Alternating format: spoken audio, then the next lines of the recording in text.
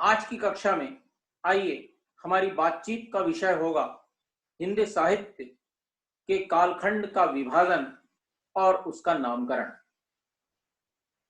इस संदर्भ में उपयुक्त होगा सर्वप्रथम आचार्य शुक्ल का स्मरण किया जाए, क्योंकि आज भी आचार्य शुक्ल के द्वारा लिखा गया हिंदी साहित्य का इतिहास और कालखंड के वर्गीकरण, विभाजन और नामकरण संबंधी उनके समस्त मंतव्यों को तुलनात्मक रूप से हिंदी के समीक्षकों, इतिहासकारों, भाषाविदों के द्वारा बिना किसी संशय के प्रसन्नता के साथ स्वीकार कर लिया गया है। आचार्य शुक्ल ने हिंदी साहित्य के इतिहास को 4 कालखंडों में विभक्त किया है। पहला वीरगाथा काल और दूसरा भक्ति काल, तीसरा रीति काल, चौथा आधुनिक काल। उन्होंने जॉर्ज ग्रियर्सन और मिश्र बंधुओं के इतिहास लेखन से कुछ अंशों का प्रयोग जरूर किया है, तथापि कालखंड के विभाजन और नामकरण के संबंध में जो मौलिकता आचार्य शुक्ल की है, वो आचार्य शुक्ल की ही अपनी मौलिकता है।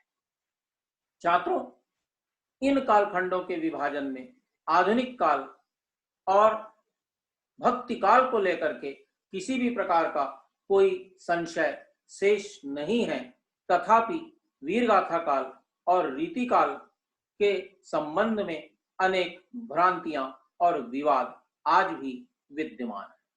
वीरगाथा काल के नाम के विरुद्ध अनेक आपत्तियां दर्ज की जाती रही हैं, जिसमें प्रमुख यह है कि जिन वीरगाथा काल या वीर गाथाओं की रचनाओं के आधार पर शुक्ल जी ने इस कालखंड का नाम वीर काल या वीर गाथा काल के रूप में किया है, उनमें से कुछ रचनाएं तो अप्राप्त हैं या कुछ रचनाएं परवर्ती काल की हैं, तो कुछ रचनाएं इस कालखंड की पूर्ववर्ती। इसके अतिरिक्त इस कालावधि में जो साहित्य लिखा गया उसमें सामंतीय और धार्मिक तत्वों का प्राधान्य होने पर भी कथ्य और माध्यम के रूपों की ऐसी विविधता या अव्यवस्था है कि किसी एक प्रवृत्ति के आधार पर उसका सही नामकरण नहीं किया जा सकता।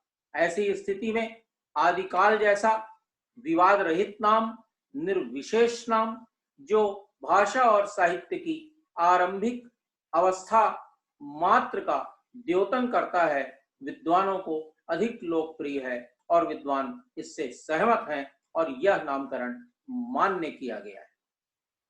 जैसा डॉक्टर नगेंद्र भी लिखते हैं कि मैं समझता हूं कि इस नाम का कोई विकल्प नहीं। रीतिकाल के विषय में जहां तक मतभेद की बात है, तो उसकी सीमाएं वीरगाथा काल की तुलना में कम आंशिक है। क्यों? यहां इस कालखंड में विवाद का विषय इतना ही है कि उस युग के साहित्य में रीति का तत्व प्रमुख है या श्रृंगार का तत्व प्रमुख है, या रीति और श्रृंगार दोनों का ही प्राचुर्य, पर इन दोनों में महत्व किसका ज्यादा है, इस पर भी डॉक्टर नगेंद्र विचार करते हुए यह व्यक्त करते हैं कि हमारा विचार है कि जिस युग में रीति तत्व का समावेश केवल श्रृंगार में ही नहीं, भक्ति काल और वीर काव्य में भी हो गया, अतः उस कालखंड का नाम रीतिकाल रखना ही उचित होगा। अथवा यह कहें कि जीवन का स्वरूप ही बहुत कुछ रीतिबद्ध हो गया था, उसका नाम रीतिकाल ही ज्यादा उपयुक्त होगा और यही नाम अधिक समीचीन है। इसके विकल्प के रूप में श्रृंगार काल जैसे नामकरण में अति व्याप्ति है, अतिशयोक्ति है, क्योंकि श्रृंगार का प्राधान्य तो प्रायः सभी युगों में रहा है, वह काव्य का एक प्रकार का सार्वभौम तत्व है। अतः उसके आधार पर नामकरण अधिक संगत नहीं होगा। इस युग का श्रृंगार रीतिबद्ध था, अतः रीति ही यहाँ पर प्रमुख है। आइए आधुनिक काल पर भी हंगम दृष्टि डाली जाए। आधुनिक काल को शुक्ल जी ने 3 चरणों में विभक्त किया है, प्रथम, द्वितीय और तृतीय उत्थान काल। प्रथम और द्वितीय उत्थान के विषय में उन्होंने यह संकेत भी कर दिया है कि इन्हें क्रमशः भारतेंदु काल और द्विवेदी युग के नाम से अभिहित किया गया है। तीसरे उत्थान को कदाचित उसके प्रवाह में रूप के कारण उन्होंने कोई विशेष नाम नहीं दिया।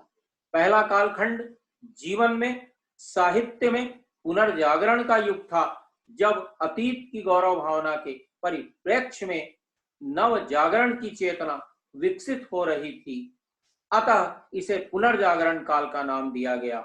और चूंकि भारतेंदु के व्यक्तित्व और कृतित्व में जिन्होंने अपने जीवन काल में इस युग का, इस कालखंड का सम्यक नेतृत्व किया और जिनका प्रभाव मरणोपरांत भी बना रहा, यह चेतना सम्यक प्रतिफलित हो रही थी, इसलिए इसका नामकरण भारतेंदु के नाम पर करने में भी किसी दूसरे को कोई आपत्ति आज भी नहीं। प्रायः इसी पद्धति, इसी युक्ति और इसी आधार पर द्वितीय उत्थान का नामकरण भी महावीर प्रसाद द्विवेदी के नाम से किया गया। अतः हम औचित्य पूर्वक जागरण सुधार काल या विकल्पतः द्विवेदी युग भी उसे कह सकते हैं और कहते हैं। तीसरे चरण को सर्व प्रमुख साहित्यिक प्रवृत्ति छायावाद के आधार पर, प्रकृति और प्रेम निरूपण के आधार पर उसका नाम छायावाद रखा गया। उसका परवर्ती काल हमारे अत्यंत निकट है और हम उसकी मूल चेतना इतनी जल्दी जल्दी बदल रही है कि किसी एक स्थिर आधार को लेकर के उसका नामकरण नहीं किया जा सकता। अतः प्रकृति और प्रवृत्ति के आधार पर इस कालखंड का नाम आचार्य शुक्ल ने छायावाद के रूप में निर्धारित किया। आरंभ में प्रगतिवाद का दौर था, जो कुछ ही वर्षों में समाप्त हो गया। इसके कुछ समय के बाद प्रयोगवाद का आविर्भाव हुआ, जो थोड़े समय तक इसके समानांतर चलकर सन 1953 के आसपास नवलेखन में परिणत हो गया। अत्याधुनिक लेखकों का दावा है कि नवलेखन का युग भी सन 1960 के बाद खत्म हो गया और इसके बाद की साहित्य चेतना यथार्थ बोध की प्रखरता के कारण अपने पूर्ववर्ती साहित्य चेतना से सर्वथा भिन्न है। अतः इस अस्थिर और त्वरित गति से बढ़ते हुए साहित्य प्रवाह को किसी एक नाम में बांधा जाए या नहीं, यह एक जटिल प्रश्न है। कुछ आलोचक पूर्वार्ध को प्रगति, प्रयोग काल और उत्तरार्ध को नवलेखन काल कहना चाहते हैं और कुछ इस पूरे कालखंड को छायावाद उत्तर काल के नाम से अभिहित करते हैं। इनमें से पहले दोनों नाम कुछ निश्चिंत और भावात्मक और तीसरा नाम उतना ही अनिश्चित तथा अभावात्मक लगता है। पहले दोनों नामों में प्रमुख प्रवृत्तियों को रेखांकित किया गया है, जबकि दूसरा छायावाद के अवशिष्ट प्रभाव, विस्तार तथा विरोधी प्रतिक्रिया को अधिक महत्व देता है। स्वतंत्रता की प्राप्ति इसी युग की देन है, पर यह साहित्य चेतना को कोई नया मोड़ नहीं दे सकी, इसलिए नामकरण में उसकी कोई विशेष संगति नहीं। अतः निर्णय उक्त दोनों विकल्पों के बीच ही करना है। सन 1938 और 1939 से आरंभ होने वाले वर्तमान युग का उपविभाजन किया जाए या नहीं, यदि इस तर्क के आधार पर कि इतिहास को बहुत छोटे छोटे कालखंडों में विभक्त करने से समग्र दर्शन में बाधा आती है, अथवा यह मान करके कि समसामयिक साहित्य का स्वरूप स्थिर होने में कुछ देर लगती है, वर्तमान युग को एक नाम ही देना है, तो छायावाद उत्तर नाम अभावात्मक होते हुए भी असंगत नहीं।